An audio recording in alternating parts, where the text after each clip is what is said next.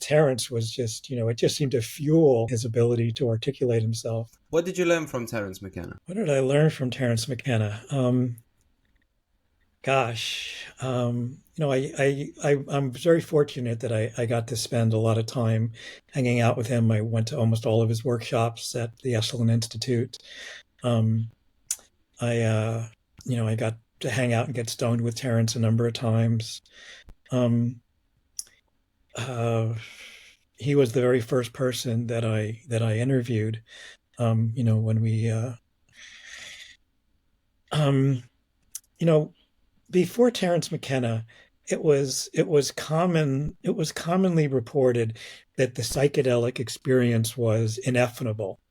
In other words, that there was no language to describe what people experience on a psychedelic.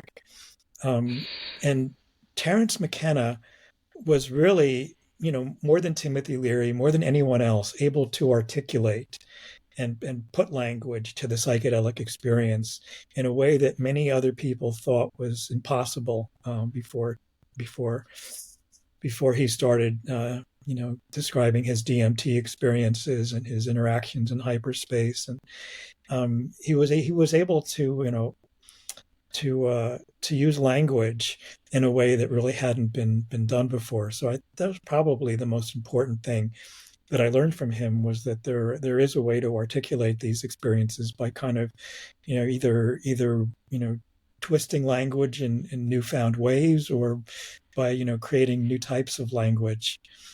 But I also, it was really, I had my first DMT experience before I heard Terence McKenna. I had my first DMT experience in 1983, and I think the first time I ever heard Terence speak was probably on 3 years later, and I was just blown away by his descriptions of the DMT experience, how close, how similar they were to my own, and I had such a hard time articulating them.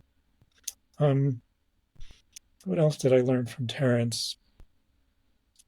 I don't know that the first time that well, the time that I interviewed him, I said he was the first person we interviewed for my book Mavericks of the Mind.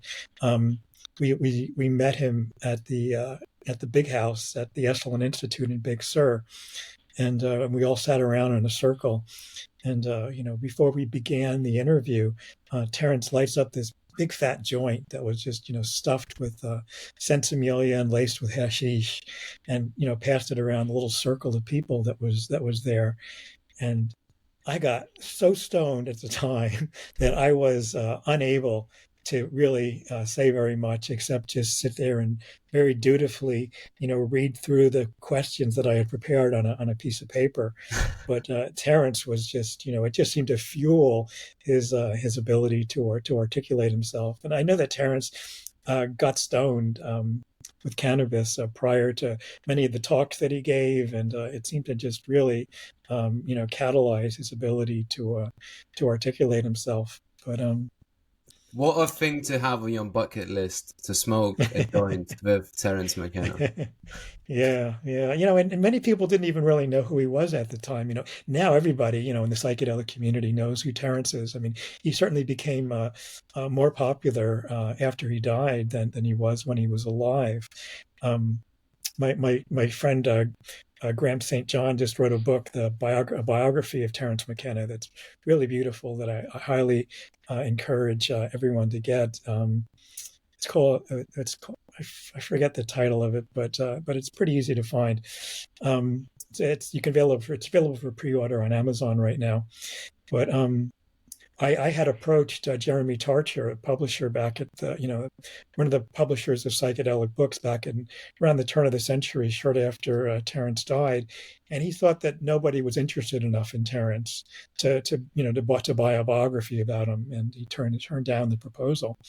And now since then, I mean, it's like who in the psychedelic community hasn't heard those wonderful tapes of Terence speaking and describing his trips into hyperspace hyperspace, and his theories about the time wave model, and the end of history, and the transcendental object at the end of time, and the stone date theory. They're just some of the most wonderful, I think, stories in the psychedelic community.